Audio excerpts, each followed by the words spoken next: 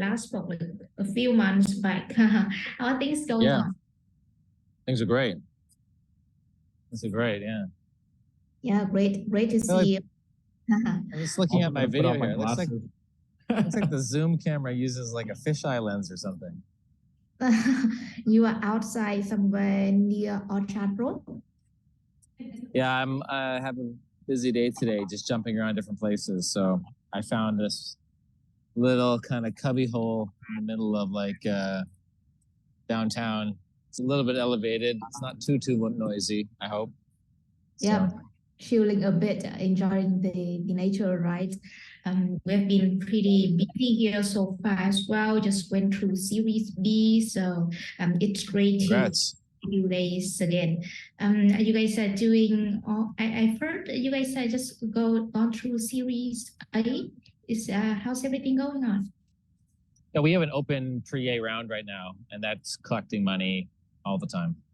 So we get small little checks in here and there, sometimes bigger, sometimes little, smaller, and that with the revenue, and we're kicking along just fine. So we do have a few potential investors lined up for the Series A, but no term sheet signed yet. Yeah. I see the situation there. Hope everything is well. So, all right, I can get started. Besh and Avetis. So the reason of the call today is because we are doing, we just opened the marketing department, and what we are doing is try to do weekly AMA questions with most of the tech startup founders based in APAC, and we have been running that for more than a month. So, the purpose is to spread and educate the market about APAC labor market, how good it is, how potential it is, and it's great to have you both here. So I can kickstart and start recording the meeting. And the way it works is, imagine it's an AMA. I have questions, and you guys can answer based on your stories. And so the more insights you give, the better it is to spread the news, right? So I can start recording if everything is good for now. Right. Yeah, go ahead. Sounds good. Hi, everyone. Welcome back to HR Talks Journey to Success. It is a series of mighty drops to share about insights and success stories in tech hiring. In a previous episode, we had a very successful and insightful discussion with CEO of Kickstart about strategy to hire the right fit for tech startup.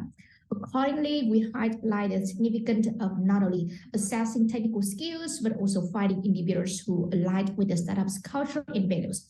This remains true when tapping into the Asia Pacific or, APAC tech talent pool, a diverse of potential market for tech startups around the world. And building on that, in today's discussion, we will explore how to leverage the vast APAC talent pool to unlock the success for a winning tech talents. And joining the discussion today with us, we are welcoming the extraordinary individuals who have successfully experienced incredible achievement in building a startup and hiring APAC tech talents. Let me introduce our esteemed guest speaker, Mr. Besh, the CEO and Chief Scientist at Mobio Interactive. And along with Besh, we also have Avetis, who is the Chief Technology Officer at Mobio. So let's welcome and say hello to Besh and Avetis. You guys can introduce a little bit about your board, your success, your story, how is your experience with building the company in APAC in general. Great. Okay, Avi, you want to do an intro, and then I'll do intro plus a little bit about the company. Sure, sounds good. I'm Avetis Muradyan. I'm the Chief Technology Officer at Mobio Interactive.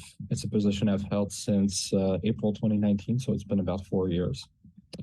Prior to that, my work experience has been not in Southeast Asia, but in East Asia, based out of Shanghai for a period of 2 years. First on a VR startup and in the field of architecture, and then in commercial asset management. So this is big buildings, malls, warehouses, factories, office buildings, and we used to create software for them in East Asia. That's where I met Bechara at the time, and we've kind of been on an adventure for the last several years since. Indeed. So a bit about that adventure. I got the ball rolling with Mobio Interactive with my co-founder Mark Thoburn about 10 years ago, let's say 8 to 10 years ago, and then officially joined full-time 6 years ago when I quit my position as a principal investigator at the psychiatry hospital in Zurich. So I come in from the neuroscientist perspective and for academic perspective, and that data-driven focus is something that Avetis can attest to really permeates throughout all of the company and is core to everything we do. Really, the central pillar is that the fact that our stuff works properly in a clinical context for patients that we serve. So the company is a software company. So we need tech talent, that's for sure. Now we make a very specific kind of software that is able to objectively quantify brain states using selfie videos from a smartphone camera. There's a lot of layers to that, computer vision, AI. And we leverage that technology in order to be able to measure how good therapy works for an individual patient in real time and then iterate that therapy. And we also provide a lot of wellness content for patients. That wellness content, the measurement tools are available on a platform that is licensed by hospitals and provided to patients in a few different markets around the world, including Asia. And this platform can then reconfigure in order to deliver an actual treatment, a step-by-step intervention, which is clinically validated, regulated, paid for by the typical payers, public or private, for specific diseases. So we have stuff for kids that have traumatic brain injury. We have stuff for adults that have survived cancer. We have stuff for postpartum depression, and the list goes on. And we came to Asia first in 2016, office in Hong Kong, that then opened up Woofy in Shanghai. That's when we ran into Avetis. Very attracted to his talent and happy that we were able to coerce him into joining the team full time as our third co-founder 4 years ago. And then about 3 years ago, we set up a company in Singapore to really service the global basis, facilitate the business that we do in Asia, as well as the business we do in North America. And most of our team is based in the Asia time zones. And so it's really a place where we've been expanding our talent. All right, thanks, both of you. I do think it's great to hear your stories about, previous stories, traveling across Asia, having some experience with the whole market there, and then the stories about building a mental health software companies like what you guys are doing, right?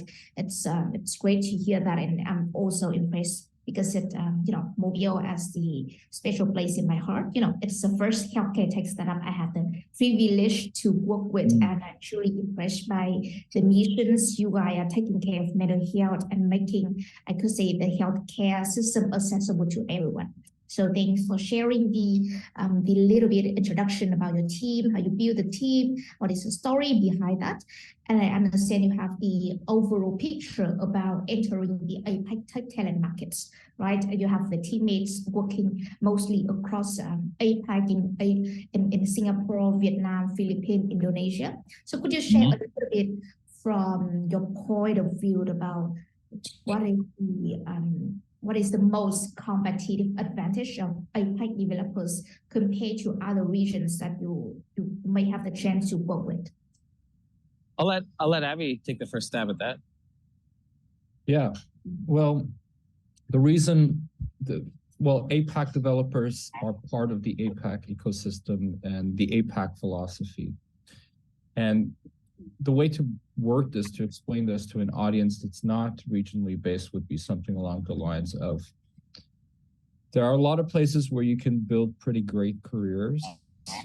But there's nowhere else in the world that has the same energy and optimism as APAC, and that translates into a variety of things. So when people in the APAC region, developers or even in other careers, they get to work, they can reasonably expect that their financial and career prospects will increase significantly over the next 5 to 10 years, right? It's not uncommon to see in certain countries where salaries would double or triple over the course of a decade. It's a pretty common thing that happens in APAC, and that drives a sense of optimism, a sense of achievement, a sense of course, the hundreds of millions of people that are being lifted out of poverty across APAC, the huge increases in disposable income, the huge development in other areas in health and infrastructure and logistics, and all those areas are really, really improving at a breakneck pace, right?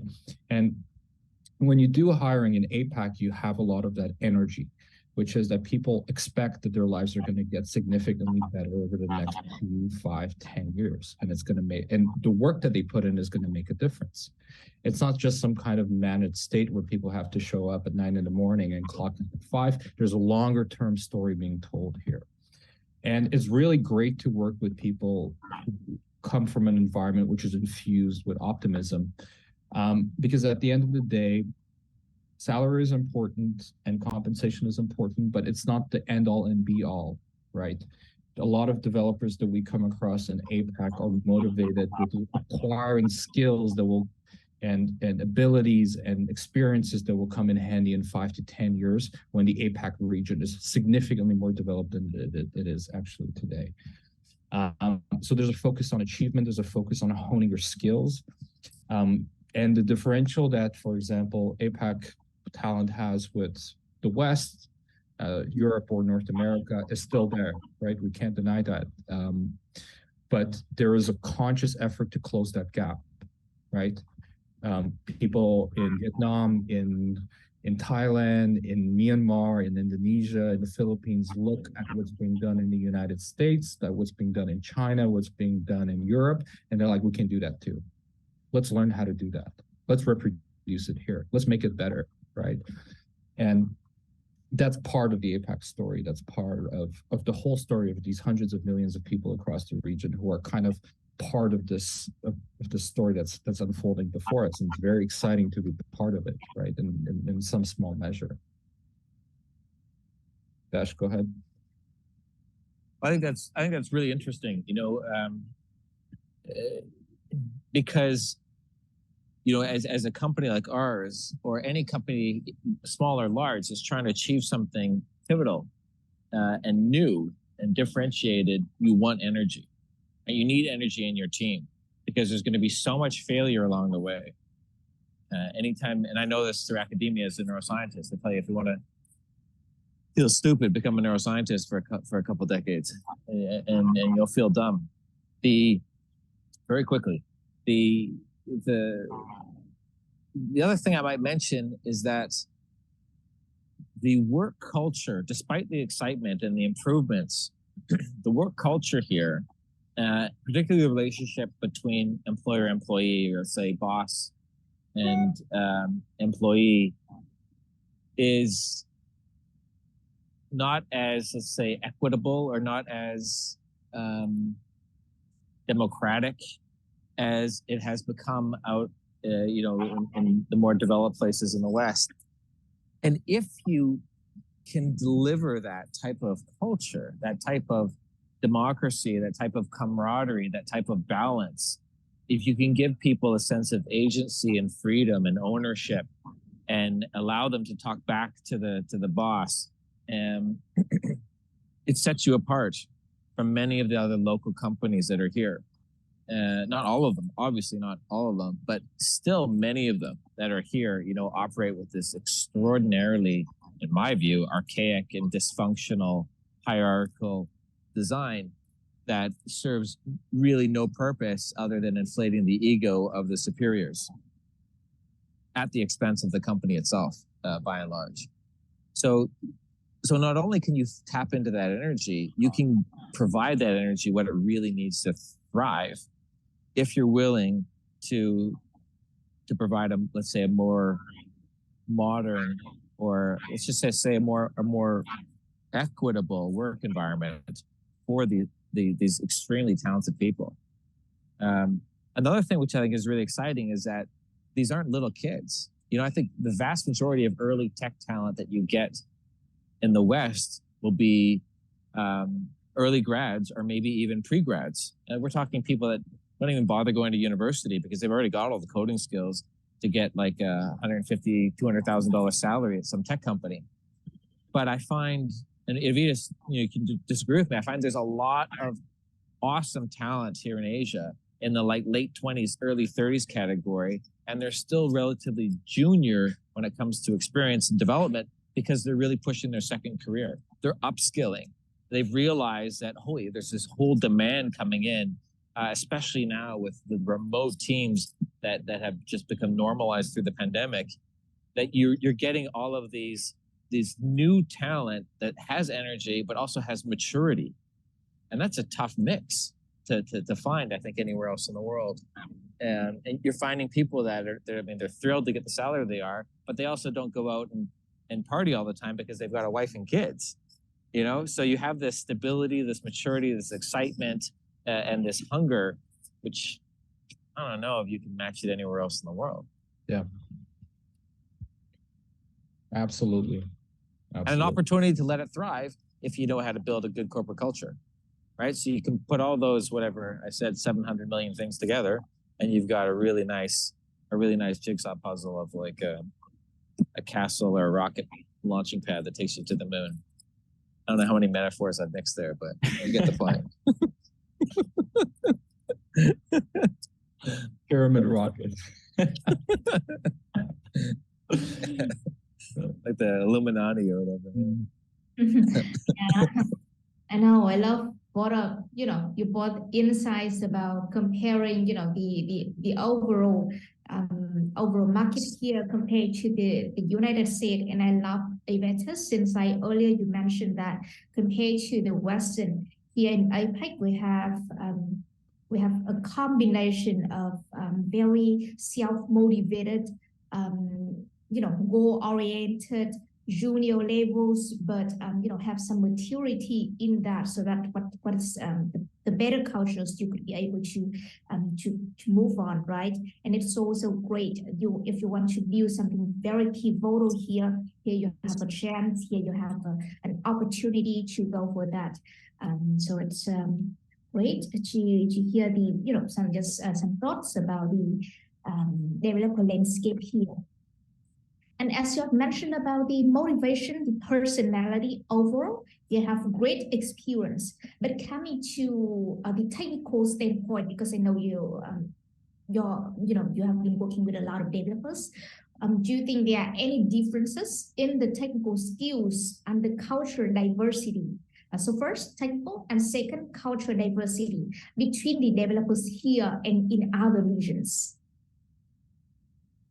Again, Avi's the best person to do that. I would only suggest Avi can tell you the difference between APAC and other regions, but he can also tell you the difference between various regions in APAC. Yes, yeah, absolutely. So with other regions in APAC, APAC is new to the game, so there's definitely catching up to do. In terms of raw technical skill and breadth of skill, it still needs to catch up with the West. And I mean that sincerely, because there are certain technologies which have been adopted in APAC, but there's also something that's out of purview. A lot of older technologies, or a lot of technologies that are tangential or that are not part of the projects that are being delivered in APAC haven't quite matured. So it's going to take a decade. It's moving fast, but it's going to take a decade, maybe even more, to close that gap. But what that means isn't that your average mid-level developer in APAC won't be as good as your average mid-level developer in the West. We're talking about specialist talent. We've had actually quite a hard time hiring specialist talent, as you know, in computer vision and machine learning and so on. There's areas where it's lacking. APAC isn't quite there. There's a lot of energy to learn, but it's going to take 5 to 10 years, maybe more, for that gap to close. Now, within APAC, there's also huge discrepancies. There's huge differences. There are countries with particularly good educational systems. Vietnam comes to mind, which produces exceptional technical talent in the region, right? Singapore is another one. Singapore talent, of course, comes with a hefty price tag, but it's actually quite good. There's also discrepancy with the West, between Singapore and the West, much smaller than the rest of the region. Vietnam is moving fast to catch up to Singapore and will probably pass it in terms of raw technical talent and ability. The other regions are kind of moving at their own pace. We haven't had a lot of experience.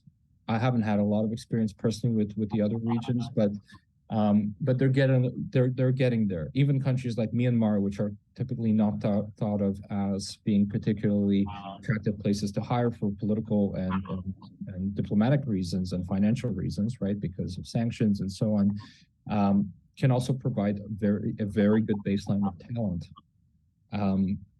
Particularly the educational system in Myanmar, it's been left over from the British. It's quite robust.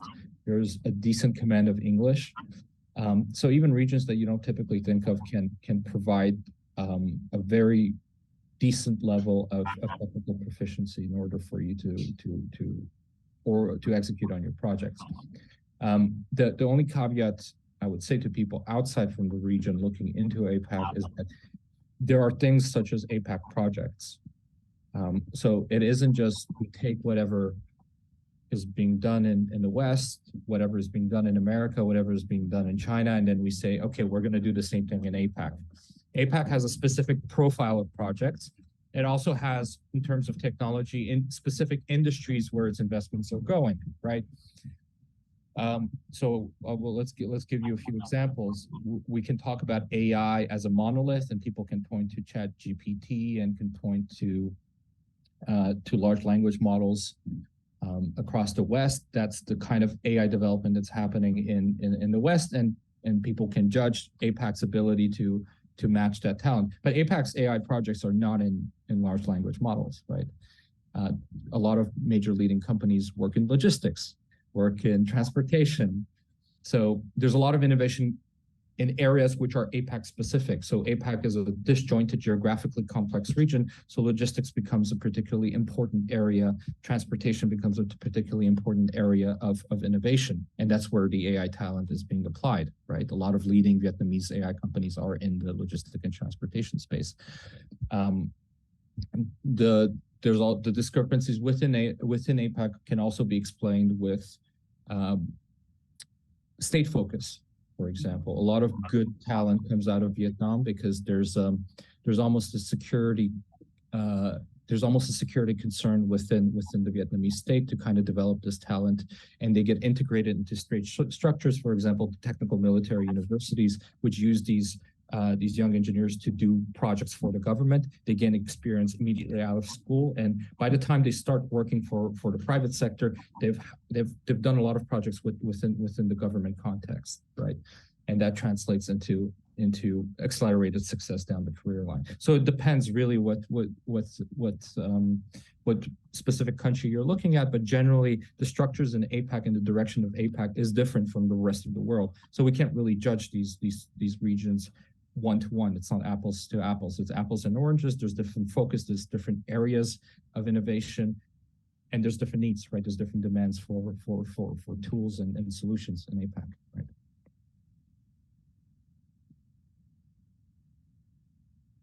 Great. Thanks, Avetis. Besh, any thoughts? I think he is. Yeah, I'm here. Can you still see me, by the way, or no? No, it's dark. Okay, let me just. I'm just trying to conserve my my battery, so I turned the phone. I locked the screen. One thing I would mention about how we're building our team in the APAC area is we're trying to tap into the local talent pools. So, for example, we've been able to hire a couple strong back-end people in Vietnam. They're both in Hanoi, and we don't want to move beyond Hanoi at this point. Certainly not beyond Vietnam. There's power, I think, in localizing or grouping your talent together across domain and language, and obviously time zone. That's important. And so right now Avetis and I have been discussing where's actually the right country to build a secondary front-end team to start working on a new project that we have. And so that's kind of how we think about it, because rather than let's have 6 different developers at 6 different countries, and they all have different native languages. Let's find a place that has an overabundance of the particular developer type that we need, and then hire a bunch of them in one location. So they're always able to take things offline, form some local camaraderie. Right? This is kind of like it's like a hybrid remote model in a way, where we build up these pockets of talent along aligned themes in different regions. And you can do that when you look at how often governments or different schools are pumping out talent inside of various various markets in the region. And that, maybe that's a bit of an advice that other people can follow, but it's certainly something that we think is a efficient strategy. Yep, I got it. I do think I got both of you guys, thoughts, and I totally agree with you that coming to some discrepancies between the technical skill, obviously, as Avetis have mentioned, there is some gap coming to computer vision, coming to machine learning, compare between APAC and the Western areas, right? But coming to, let's say, some of the less filter it's based on the local market, there are still some, let's say, some good things like backend, as you mentioned, you localize based on project. So it's kind of, here we have great talent pools, but it's based on your project's need. And as you've mentioned, Avetis, you have great backend here in Hanoi, in Vietnam, right? But coming to front end, what makes you think that front end here are not that potential and not that huge, and you should be able to, let's see, figure out some way globally? But just before Avetis answers, just to clarify, and Avetis, correct me if you're wrong, but my understanding was Avetis is saying it's the breadth of talent in terms of the pool, not the quality of the talent. So you can find, there are computer vision scientists in Asia that are just as good as what you find in the West. It's just that they're far and few between, right? So you don't have, so the availability is so reduced that it's difficult to hire relative to other positions. Just want to make sure that point was clear. Yeah. So it's also institutions, right? So there's no open AI in APAC, right? And people who go through, for example, even something as specific as supervised, unsupervised learning in AI, right? This is a creation that came out of the University of Toronto, and there's a reason why, for example, a lot of American companies hire out of Canadian universities, is because the institutions are in place to produce the talent. Now, when I said the breadth, is because APAC doesn't have the local institutions that absorb talent and get these input and then produce talent, right? That's why it's much harder to find them. It's just there's no institutions there, right? It doesn't mean that they won't be built in the next 5 to 10 years. It's just it's not there yet, right? And people who are in, like I mentioned, in the AI areas and transportation logistics in Vietnam, they typically come from Western companies. They're Vietnamese themselves, but they'll do a stint in other institutions because those institutions simply don't exist in Asia, right? And Southeast Asia, sorry. So exactly, it's not about the quality of talent. If you want to find a very good backend developer, you'll find one, right? It's not a problem. But if you're looking for very specific talent in specific areas and the institutions are not there, they're just not there. It's just going to take some time, right? Well, can you repeat your second question? I think I forgot. Yep. Yeah. So, sorry. The second question, just to repeat, is let's say if you need to educate, let's say a global company, let's say a Western company who is about to tap into the APAC areas. I know you've been working with Vietnam, Myanmar, Philippines, right? Most of them have the first thought is, let's say if you want to open an offshore team, Philippines and India are the first options coming on top of the mind. Would you have some words to share about, let's say, other market like Vietnam, Myanmar, Philippines, or Thailand? What is the comparison? What is your objective views about the labor market there? For Western companies or in general? Yes, for a Western company in general, when they think of having an offshore developer team. Well, it's tough because a lot of places in APAC don't have the command of English or a specific language that you might expect. If you're an Italian company, it's tough to find people who speak Italian in Myanmar or Indonesia, right? So that's why India and the Philippines are essentially defaults, is because of the command of the English language. Now, if you're willing to make the effort and put in the time to train and educate people in the English language, or to slag through essentially what is passable but not great English, and you want to invest that time, you can build pretty great teams in APAC. You just need to bite the bullet, so to say, and for a period of time accept the downsides of working with an international team that might not have the level of English or the language that you acquire, right? But what Besh mentioned before, it is a very good solution. So if you create pockets of local talent, if there's one person who speaks very good English, and then people and the rest of the team has mediocre English, you have one senior person who can delegate and translate the task and explain the task to the rest of the team. So it's a pretty easy solution. You just need one person, right, in order to start building these pockets, right? Two ideally, and don't let them go on holiday at the same time. Yes. Yep, I know when thinking of APAC, India and Philippines are the first option because their institutional background most are in English. But here in Vietnam, Thailand, right, English is not our first language. So if you try the effort to build a team here, it works because of the solid technical foundation. However, maybe let's say build a localized team, as Beth has mentioned, when you have one or two person in the team who speak English very well. That is a whole different story, and it works, for early stage startup, right? Yeah, it does. And one thing I want to mention as well is it can go the other way as well, right? So APAC is a growing region. It will continue to be extremely competitive for the next 5, 10, 20, 30 years, right? You can make a decision to make an investment. You can say, for example, that our cadres, our leadership and management in the West needs to start speaking these languages. So here we go. Start learning Vietnamese, start learning Thai, at least at a certain level, to be able to work professionally with teams locally. So if you think you're going to be working in the region for a long period of time because of all the advantages that APAC offers, it's maybe time to start learning the local languages as well. It's not a bad idea, right? I got you. So it's totally a trade-off between the let's say the motivation in the labor market there with some other challenges like language, etc. It's definitely depends on what is the business vision. Do you see some alignment? Do you see some potential to grow the business here? I think it's it's good. It's all about the trade-off. So yeah, the rule of thumb would be something along the lines of APAC talent is great for APAC projects. Right? You get a good match there. When we talk about Western companies, usually it's in the context of outsourcing, but if you're building projects in APAC talent is fantastic for building projects in APAC.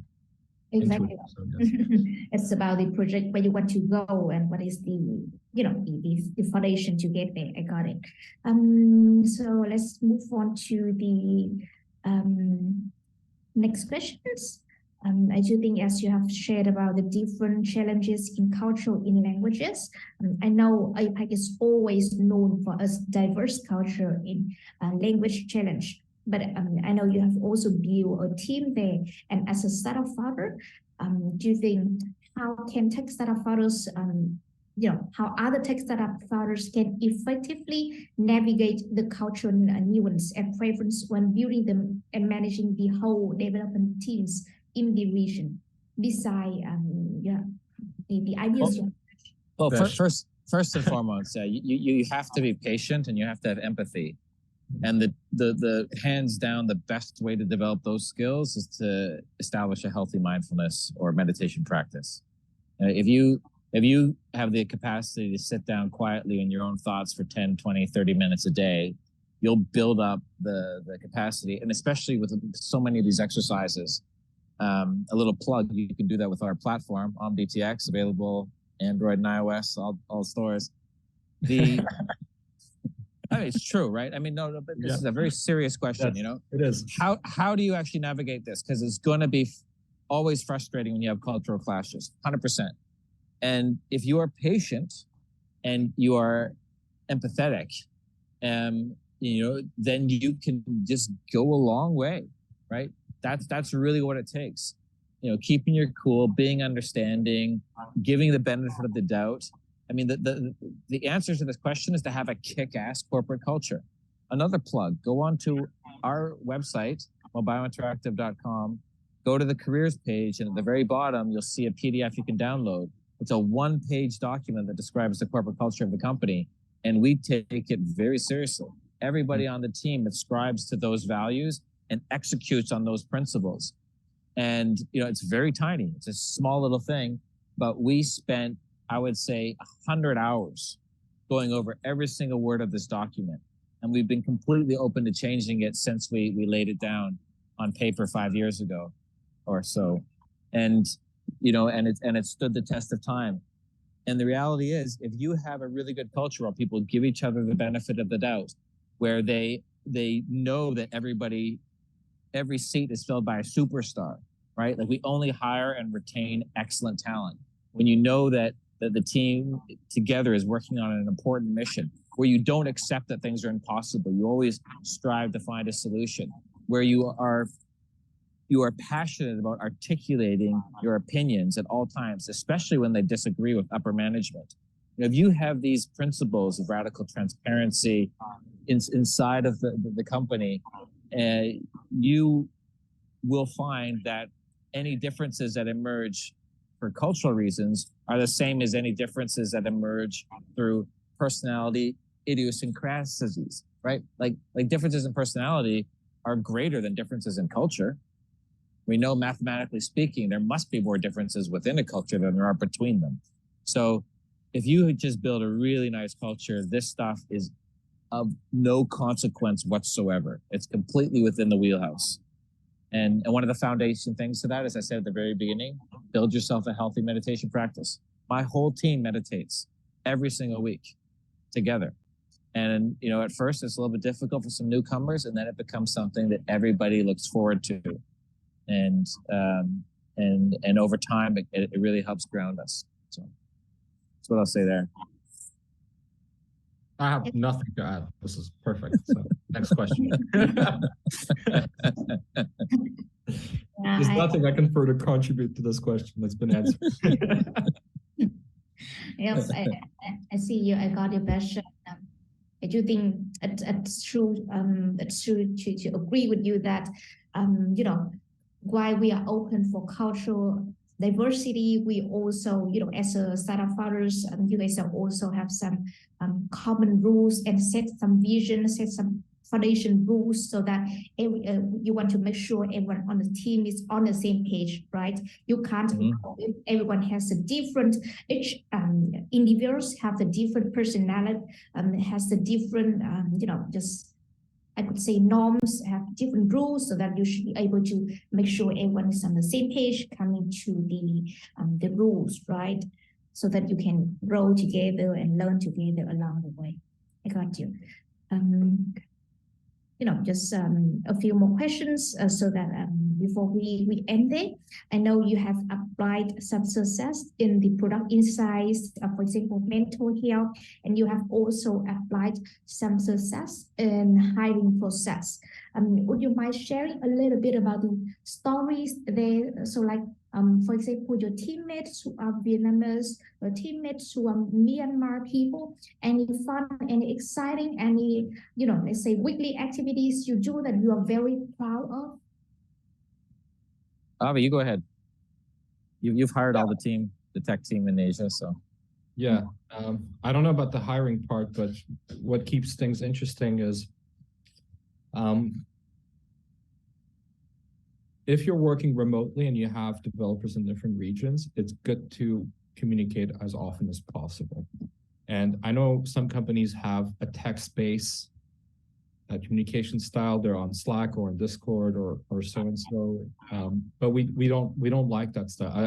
I haven't actually seen it work very well anyways. What I've seen work is close collaboration at a set frequent date. So we have specific meetings weekly for specific areas that we need to work on. And we come together, we hash it out, and then we go on our merry ways to finish what we need to finish. But it's consistent every week.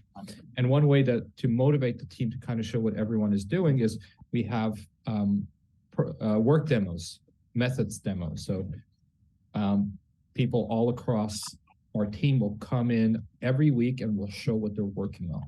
So that the rest of the team who are in other areas of the world can see what's being done here, and it gives a sense of a company, not just isolated individuals sitting in front of a screen looking at text, right?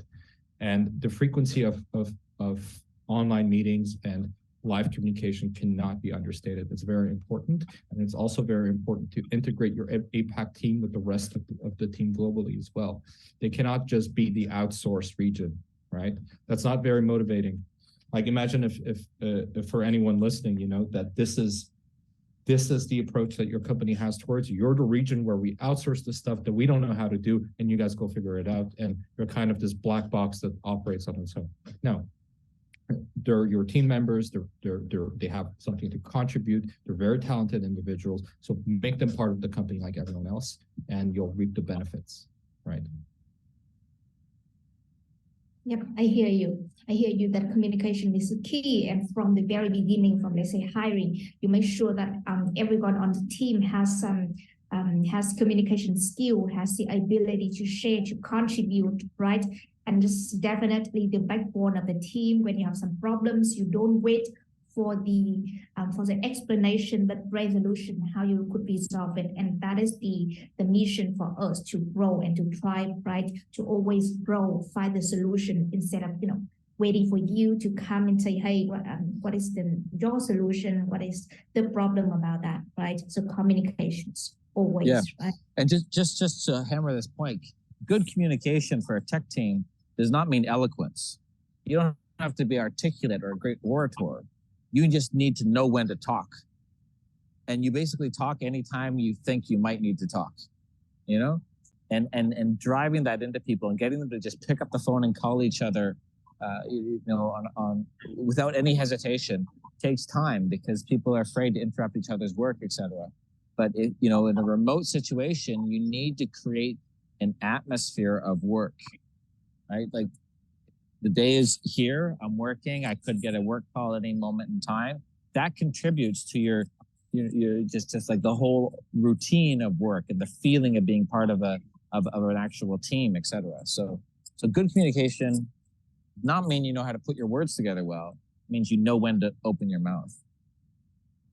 Yep, I see you. It's not about communication and talking all the time, but know when is the right time to talk the right thing and how to get it there so that the audience and the people surrounding you can understanding your point, you know, in very in a right way, right? Yep. Yes, and you do need to be honest with your own structure and your own culture. So we've had success in hiring and developing an APAC because we have a culture that's very focused towards results, that's very focused towards clear communication, that's really focused around data and facts, right? But there's a lot of companies in the West, for example, who might be looking to move to APAC, but they don't have those cultures. They have cultures of corporate speak, for example. Not uncommon in the West to have cultures where the management structure is bloated, where there's a specific style of communication that requires a level of erudition that not everyone has, and that's certainly that APAC developers with decent English but not professional English will not be able to hatch onto, and they'll fall well below, and you won't be able to manage your teams. So you need to have the right internal structure, as well as a Western company or as a company, to be able to execute an APAC. APAC people are very motivated. They like clear sets of instructions. They would love to ask questions. They love to learn, but your corporate culture must be able to absorb that, right? And if you don't have the clarity of your own corporate culture to be able to have that level of openness, it's not going to work, right? Might as well fix your culture first before making the move to APAC. Yep, I hear you. So it's about all about communication and make clarity, right? Make sure everyone is everyone is on the right page, and you mention the problem instead of following with the corporation rules. Yep, I do think that sounds pretty insightful to hear about your stories and all of the thoughts you have mentioned. And I have grown and I have seen some successes under Mobio Interactive as a startup founders, and except for the things we have discussed, any other things you would love to share with other tech founders who are at the seed round, pre-seed round, who are about to go to fundraising and hiring? Any other thoughts or recommendation in general? I would say, you want to be strategic with your hiring, and there's just two things to think about in terms of strategy. One is you want to make sure your staff can hit the ground running. So you want to make things in place. So for example, we mentioned earlier how we're building up a new front-end team to take on this exciting project. Before we bring them on, before we even start the hiring process and create the JDs, we need to make sure they've got all the designs, et cetera, stuff in place in order to be able to build, right? That's otherwise it's a waste of time, right? So you want your staff to hit the ground running so that you can be as capital efficient as possible. The second thing I'll mention in terms of strategy is don't focus so much on the specifics. People say this all the time, but the way that we do this, don't start with the specific talents that somebody has. Focus more on the person they are, and what they can learn and what they can do with you, not so much of what they've done before. And because you really can train people, and the longer you retain them, the more valuable they become. And if you don't train them, conversely, the less valuable they become over time, I would argue. So if you find a good candidate, and this has happened for us many times, that applies for a role, or you get in touch with them, and they're not exactly what you're looking for at that moment in time, but you realize how they could fit in, and they would be able to hit the ground running, and they would plug in, and the culture's right. Consider reshuffling, your hiring process, put other projects potentially on hold to allow something else to accelerate more quickly. Be flexible, because really good talent that fits with your particular company isn't that easy to come by. And if somebody falls on your plate, grab them if you can. So those are the two things I would say about strategy in terms of hiring and capital efficiency, especially in the APAC zone. Great, Besh. I agree with you that, and I hear you. So always have the strategic plan, right? Follow with that, but also be flexible when you grab someone very potential. Just be flexible, get them in, and get flexible with the whole hiring process, right? So I love that insights, and I do think that's great too, because that could be applicable for a lot of startup founders over there, right? When they start to grow and they start to go through the first setting up the foundation process, right? I do think, and that is pretty much for the conversation, as we are about to come to the end. And thank you so much for bringing the insightful AMA session with us, Besh and Avetis. I would like to express my, let's say, gratitude, so that you were sharing the knowledge, experience, and expertise, and also the objective views about hiring in APAC with us today. I do think it's great, that you have tapped the APAC talent pool, you have shared with the community, and you have shown the remarkable work in healthcare software products, right? It's truly inspiring, and I wish you both the best along the growth journey, to keep growing, to keep running the product globally, and let's take this as an end, and I look forward for more partnership opportunities between us. Great. Thanks, Mike. Thanks, Paul. Bye, Besh. Bye, Avetis. Good luck, everybody. Ciao. See you guys soon.